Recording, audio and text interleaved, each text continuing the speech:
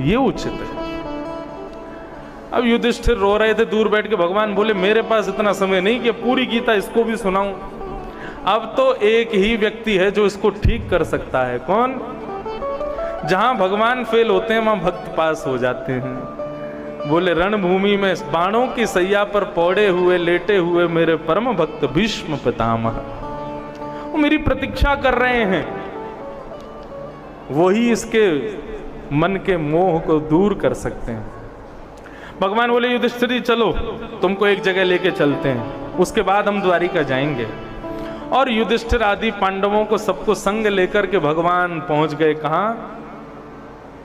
कुरुक्षेत्र की रणभूमि में। उस रणभूमि में पहुंचे जहां पर बाणों की सैया पर लेटे हैं भीष्म पितामह। आप सब लोगों को पता ही है भीष्म पितामह को इच्छा मृत्यु का वरदान है। उनके पिता शंतनु ने उनको इच्छा मृत्यु का वरदान दिया। जब तक उनकी इच्छा नहीं होगी वो मर नहीं सकते। लेकिन भीष्म पितामह का कितना बड़ा लक है कि उन्होंने इच्छा मृत्यु के वरदान को कहां सफल किया।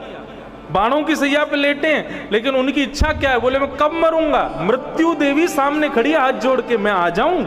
भीष्म पितामह बोले चुपचाप खड़ी रहे, अभी मत आना मेरे पास। बोले तो फिर कब आऊं मैं?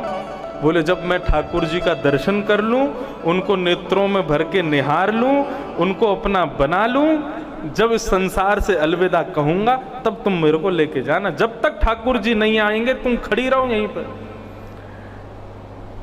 तब मृत्यु ने ही ये पूरा षड्यंत्र रचाया। युधिष्ठिर ने रोना शुरू कर दिया। भगवान से जाकर के बोले कि अब जल्दी करवाओ, मैं इसी के भरोसे खड़ी रहूंगी। भीष्म पितामह को जाके दर्शन दो। भीष्म पितामह बाणों की सैया पर लेटे हैं। तभी भीष्म पितामह को चंदन की सुगंधी आने लगी, नूपुरों की ध्वनि आने लगी, मंदम सुमंद सुगंधित वायु बहने लगी। भीष्म पितामह समझ गए द्वारिकाधीश आ रहे हैं। अपनी नजरों को थोड़ा सा तिरछा करके देखा तो मोर मुकुट लहरा रहा है, पीली पीतांबरी लहरा रही है। उस पीली पीतांबरी में सांवरे सलोने कन्हैया पांडवों को संग लेकर के मुस्कुराते हुए एक प्रसन्न हासा अरुणलो चलो लसत, ऐसी प्रसन्नता पूर्वक भीष्म पितामह की ओर बढ़ते हुए आ रहे हैं। भीष्म पितामह के नेत्रों से आंसू बहने लगे।